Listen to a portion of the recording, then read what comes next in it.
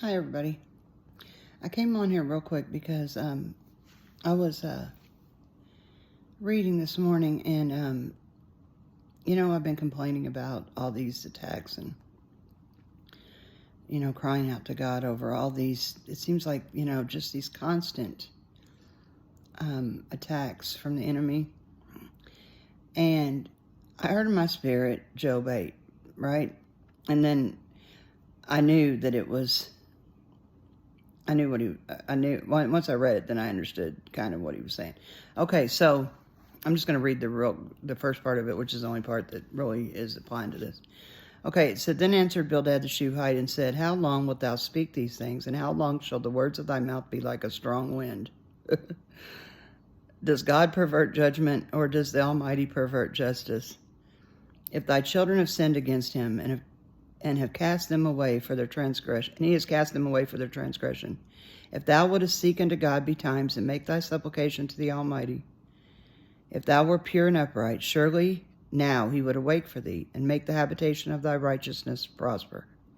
Though thy beginnings were small, yet thy latter end should greatly increase. For inquire, I pray thee, of the former age, and prepare thyself to the search of their fathers. For we are but of yesterday, and know nothing, because our days upon earth are a shadow. Shall not they teach thee and tell thee and utter words out of their heart? And then it says, Can the rush grow up without mire? Can the flag grow without water? Okay, I'm going to stop there because I got to get ready for work. But the whole point that I feel like I got out of this, and I wanted to share, because I know a lot of people are going through these same types of things, and it's easy for us to, it's easy for me. I can't say I hear other people too doing the same thing. So I guess it's easy for us to look at the situation and think it's automatically the enemy, right? And that, which a lot of it is. But what I'm saying is, God is in control of our situation. And like he said, can the rush grow up without mire? In other words, can we grow up without all this filth being thrown on us? God is doing this. God is bringing us through the fire, right? So that he can he can purify us, right? So I just wanted to come on and share that, because it's so easy during all this that to get into that mindset that this is because I'm not right, or this is because, everybody hates me, or whatever, right? Whatever we get into in our minds, wherever we go and, into negativity. And I think that, and then we talk, right? And then we start talking about it. These people, blah, blah, blah, blah, blah, these devils, And it's easy to do, and you know what I mean? Because a lot of it is devils, right? So, it's not that what you're saying is not true, right? But the thing that I got out of this is God not just? Right? What's it say in Isaiah? I think it's 48:10 or something. It said, I have chosen thee in the furnace of affliction. Shall my name be polluted? Have we been perfect? No, we have not. Right? If we're being taken through the fire, I guarantee your life's not been perfect. Okay, so does God pervert justice? No, he does not. So, in other words, what I got out of this and wanted to share is that he is doing, like David said, it's good you afflicted me. Right? We learn through these afflictions. He's building us through these afflictions. He's growing us in the mire. Right? And even though it hurts, right? It's just like when I went out and took all the dead stuff off the plants the other day. Right? And I was joking around, and I'm like, okay, now we're going to remove all this dead stuff from you and see how you grow. I'm going to dig around in here, right? Just like God does us. He removes the dead things from us. He puts us into dirt, right?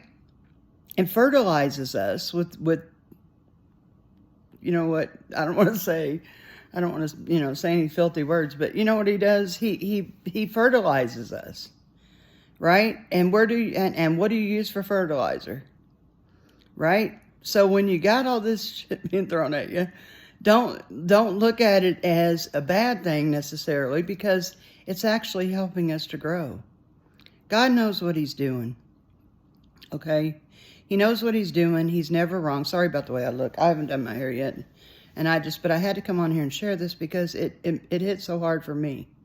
And I thought it might help somebody that, we keep, like it says, if we keep seeking God, right? And we keep repenting of the sin, and we keep, moving forward, right? He says your latter end will be greater than your small beginning. Okay, so I hope that encourages somebody, keeps you upbeat, because you can't grow without dirt. You can't grow without fertilizer. You can't grow without the dead things being removed. Okay?